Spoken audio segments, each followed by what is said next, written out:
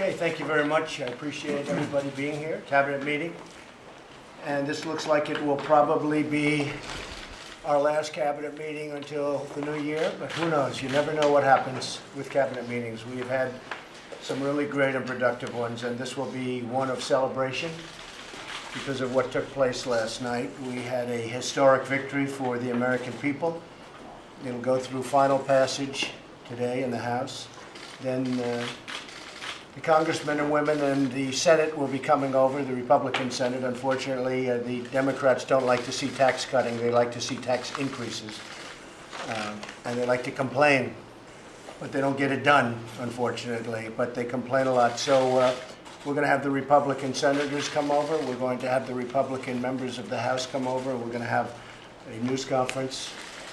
And people are starting to see how great this historic victory was. The passage of the massive tax cuts and reform. It's a lot of reform in there, but the tax cuts supersede. And I said very specifically, use the word tax cuts. You know, for 34 years, they've been trying to do this, and they haven't, and they use the word reform. Well, there is reform, but I said we're going to be talking about tax cuts. The heart of our bill is a tremendous amount of relief for the middle class, including a doubling of the child tax credit and a nearly doubling of the standard deduction. That's going to be tremendous for people. They're going to start seeing the results in February. This bill means more take-home pay. It will be an incredible Christmas gift for hardworking Americans. I said I wanted to have it done before Christmas. We got it done. I want to thank all of the leaders. I want to thank Mitch McConnell. I want to thank Paul Ryan. And so many other people, and we'll go through the official ceremony in a little while when they come over to the White House. But we have a tremendous amount of talent in the House, a tremendous amount of talent in the Senate, I can tell you that, and they love this country. The bill also includes a new family tax credit for dependents. It makes the vast majority of family farms and small businesses exempt from the estate tax. The estate tax was killing the farmers. They were forced to sell farms at bargain basement prices. They don't have to do that anymore. And it brings overseas corporate profits back to the United States. Our plan also lowers the tax on American business from 35% all the way down to 21%. That's probably the biggest factor in this plan. We become competitive all over the world. Our companies won't be leaving our country any longer because our tax burden is so high, because now we're down toward the lower end of the spectrum as opposed to being the highest. We were the highest. And it's really, above all else, it's a jobs bill, because these corporations that are already coming into the country, but they're going to start pouring into the country, it's about jobs, and they're going to build some really great companies and a lot of jobs. We've already created over 2 million jobs since the election.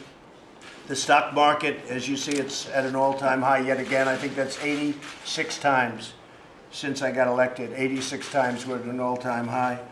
Unemployment is at a 17-year low. We've liberated the American economy from Washington overreach, cutting 22 regulations for every one new regulation, the most in history by far. We've cut hundreds and hundreds of regulations, allowing people to have their businesses, work their businesses, and hire people. And we still have plenty of regulation. Don't worry, we have plenty of regulation. Regulation's not the worst thing, but over-regulation was stifling in our country. Couldn't do anything. We've unleashed U.S. military might on ISIS, and today the coalition to defeat ISIS has recaptured nearly 100% of the territory once held by the terrorists in Iraq and Syria. We're close to 100%. We'll be finished pretty soon with the ISIS situation in those two countries. And we're making it very difficult for them to come here, believe me. We're fighting that very hard, Homeland Security and our great military. We're restoring immigration enforcement at levels that our country has never seen before, and taking the fight to the criminal gangs like MS-13, where we're decimating those animals. They're animals. What they do is horrible, horrible. And we're making the immigration system work for Americans, but we're cleaning out towns of those MS-13 gangsters. That's why we're calling on Congress to fund the border wall, which we're getting very close to. We're working on that. We have a great wall. We put up, as you know, 6 different varieties of wall. We want to be able to see through. We have a lot of help from the Border Patrol and from the ICE agents. We're getting their input on the wall because who knows better than them? But we want vision. We want to be able to see through who's on the other side of the wall. And we have some wonderful prototypes that have been put up.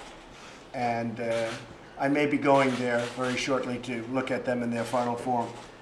And we'll be building the wall, and we'll be doing lots of other things. We will, very importantly, be funding and closing the loopholes that undermine our enforcement, and we will get rid of chain migration and the visa lottery program. We have a lottery program where we take in a lottery people from other countries. In some places, we are bringing in some very bad people.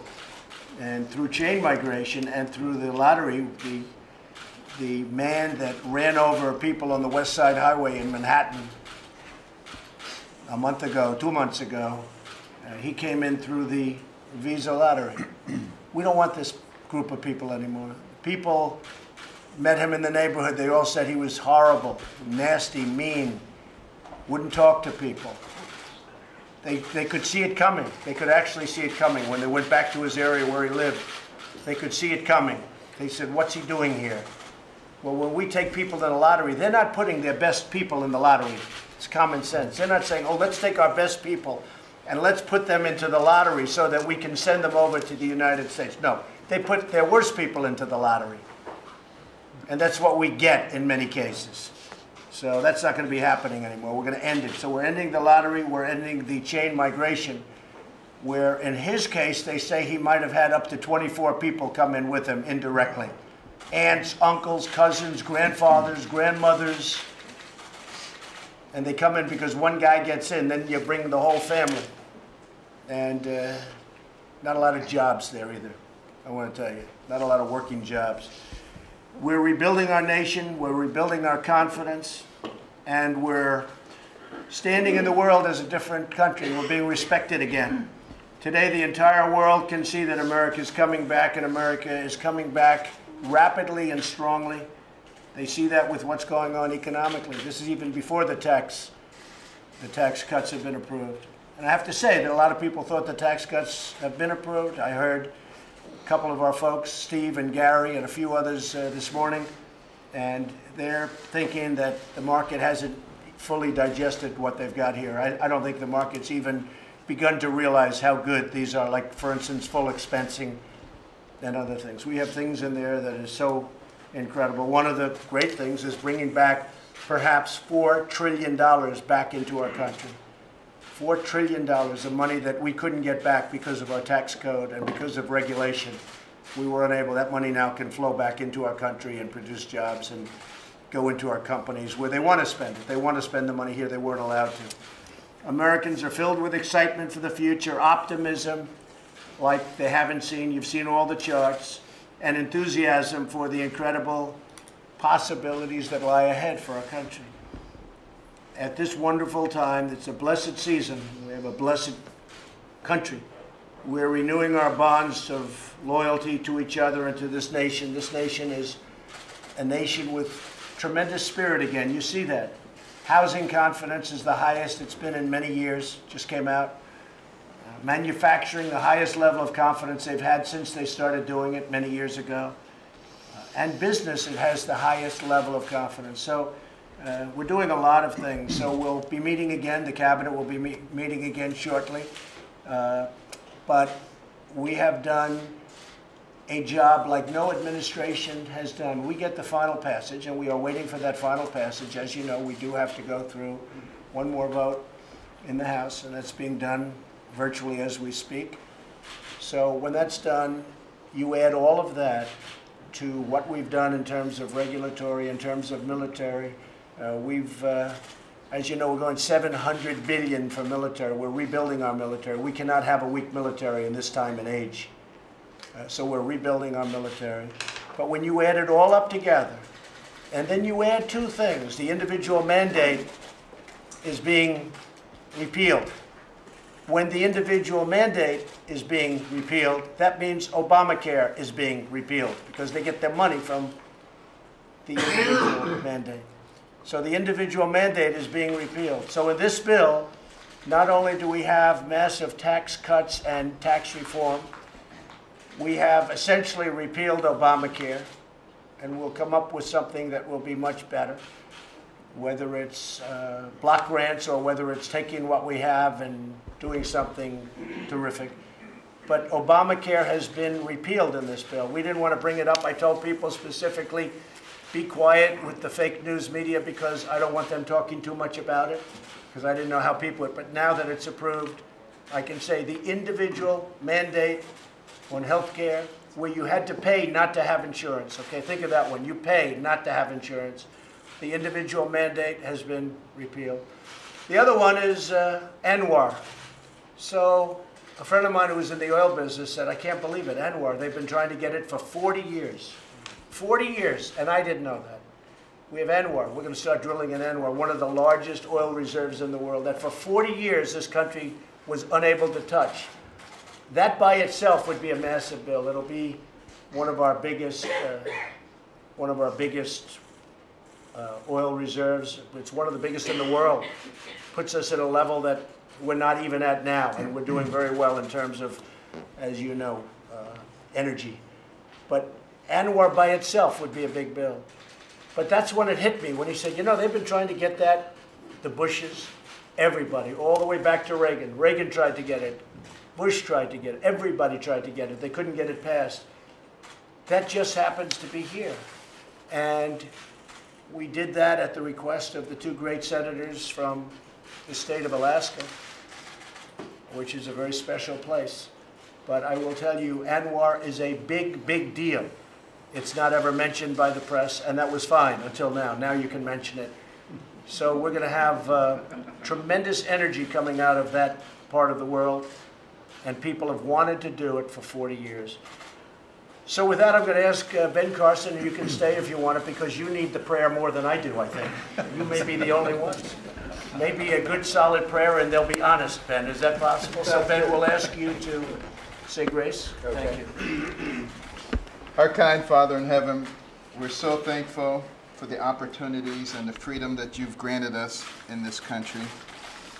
We thank you for the president and for cabinet members who are courageous, who are willing to face the winds of controversy in order to provide a better future for those who come behind us.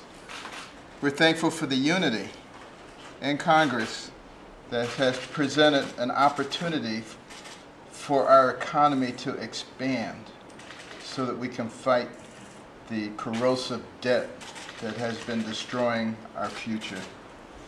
And we hope that that unity will spread even beyond party lines so that people recognize that we have a nation that is worth saving, and recognize that nations divided against themselves cannot stand. In this time of discord, distrust, and dishonesty, we ask that you would give us a spirit of gratitude, compassion, and common sense, and give us the wisdom to be able to guide this great nation. In the future, we ask in the name of the Father, the Son, and the Holy Spirit. Amen. Thank you, Ben. Thank you very much. Mike, would you like to say a few words? Well, I appreciate it, Mr. President. As I told you last night, shortly after the Senate vote, I know I speak on behalf of the entire cabinet and of millions of Americans when I say congratulations and thank you. Thank you. Thank you for seeing through the course of this year an agenda that truly is restoring this country. You described it very well, Mr. President. From the outset of this administration, we've been rebuilding our military, putting the safety and security of the American people first. You've restored American credibility on the world stage. We're standing with our allies. We're standing up to our enemies. But you promised economic renewal at home. You said we could make this economy great again. And you promised to roll back regulations. And you signed more bills rolling back federal red tape than any president in American history. You've unleashed American energy. You've spurred an optimism in this country that's setting records. But you promised the American people in that campaign a year ago that you would deliver historic tax cuts. and it would be a middle-class miracle. And in just a short period of time, that promise will be fulfilled. And I'm deeply humbled as your Vice President to be able to be here because of your leadership, Mr. President, and because of the strong support of the leadership in the Congress of the United States. You're delivering on that middle-class miracle. You've actually got the Congress to do, as you said, what they couldn't do with Anwar for 40 years. You've got the Congress to do with tax cuts for working families and American businesses what they haven't been able to do for 31 years. And you got Congress to do what they couldn't do for 7 years in repealing the individual mandate in Obamacare. I know you would have me also acknowledge people around this table, Mr. President. I want to thank the leaders in Congress once again for their partnership in this. I want to thank your outstanding team, your Secretary of the Treasury, Stephen Mnuchin, for Gary Cohen, for Ivanka Trump, for your great legislative team, all the members of this cabinet who partnered to drive your vision forward over the past 6 months after you laid out that vision for tax reform. But mostly, Mr. President, I'll end where I began and just tell you, I want to thank you, Mr. President. I want to thank you for speaking on behalf of and fighting every day for the forgotten men and women of America. Because of your determination, because of your leadership, the forgotten men and women of America are forgotten no more, and we are making America great again. Thank you, Mike. Thank you, That's Mr. very President. nice. I God bless you. appreciate that. Thank you very much. Well, I also want to thank all of the members of the cabinet, and I think we have a fantastic team. And next year, we're going to go into really some amazing things. We're making ourselves very strong again, right, General? We are, sir. Strong. He was not so happy that first week when I met him. He was saying it's really depleted. Well, we're building it up rapidly, and we'll be at a level like never before. But the members of the cabinet, you've been outstanding. I like the message that Nikki sent yesterday at the United Nations for all of these nations that take our money and then they vote against us at the Security Council, or they vote against us potentially at the Assembly. They take hundreds of millions of dollars and even billions of dollars, and then they vote against us. Well, we're watching those votes. Let them vote against us. We'll save a lot. We don't care.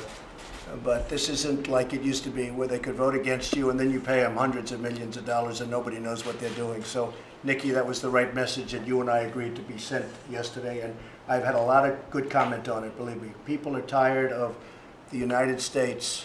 The people that live here are great citizens that love this country. They're tired of this country being taken advantage of, and we're not going to be taken advantage of any longer. Thank you very much. Thank you all very much. Thank you. Appreciate it.